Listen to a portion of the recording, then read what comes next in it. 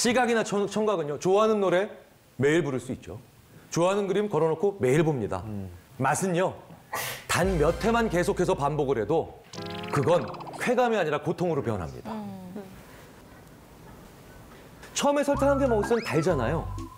그러니까 쾌감이 옵니다. 그런데 3개, 4개, 5개, 6개, 7개 계속 먹으면요. 이게 쾌감이 아니라 불쾌감으로 변해요. 그래서 우리는 같은 음식이 아무리 맛있어도 2번, 3번 못 먹습니다.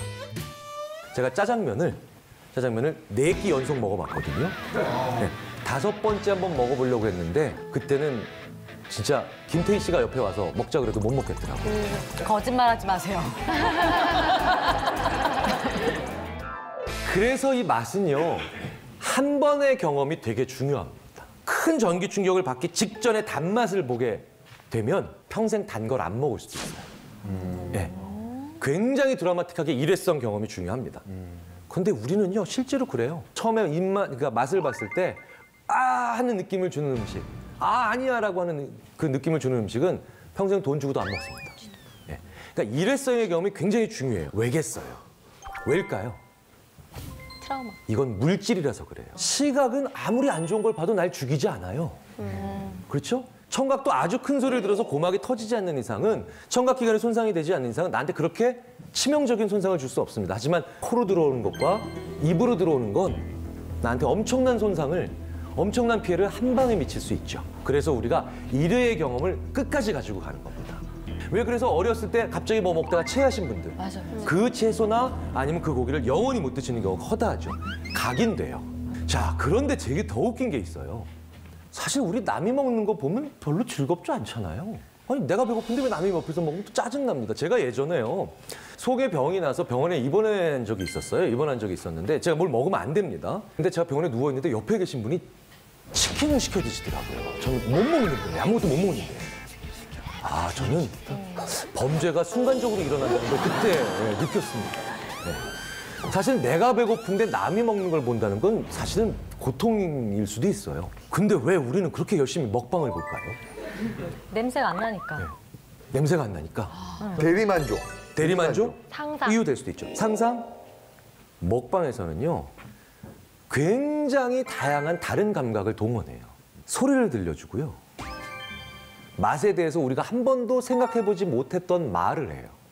저는 봄나물 먹는 그 장면에서 어떤 분이 그러시더라고요. 참 맛이 화사하네요.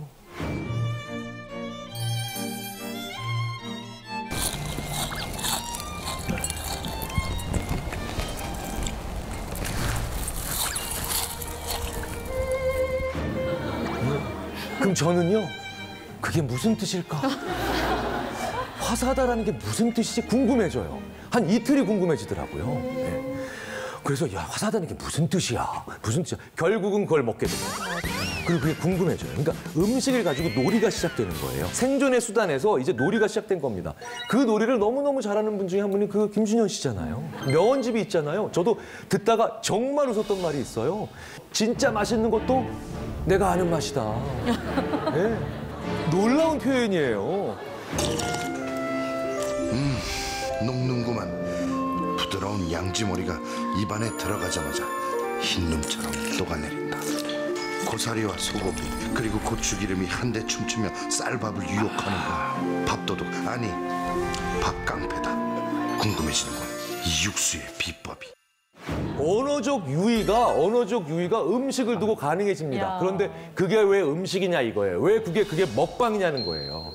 연세대학교 심리학과 서은국 교수님이 행복의 기원이라는 책을 쓰셨거든요. 그 책 후반부에 가장 중요하게 하는 얘기가 뭐냐면 인간이 제일 중요하게 그리고 가장 중요한 행복이고 인간에게 있어서 가장 없어서는 안 되는 행복이 뭐냐면 내가 좋아하는 사람이랑 맛있는 거 먹는 거예요.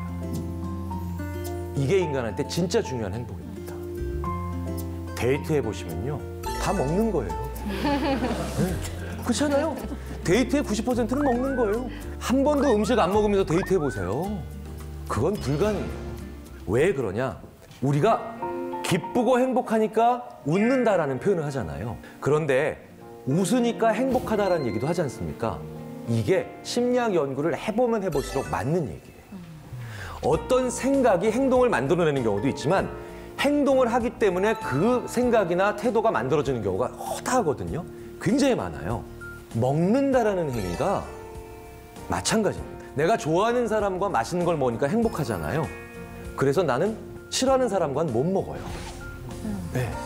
그런데 내가 좋아하는 연예인이 나오거나 내가 재밌어하는 사람과 그런 재밌는 이야기를 들으면서 먹는 장면이 나오잖아요. 그럼 우리는 아주 재밌는 착각이 일어납니다. 나 지금 즐겁구나. 나 지금 행복하구나. 이런 생각들을 하는 거예요. 그걸 위해서 모든 종류의 감각을 끌어다 쓰시는 겁니다. 그분들이. 그래서 먹방은 명언집을 낳았죠. 이런 언어적인 유희가 내가 좋아하는 사람들이 앞에 나오면서 먹는 장면을 보게 되면 우리가 그 자체로서 굉장히 중요하고도 재미있는 그리고 저렴한 쾌락을 느끼는 거죠.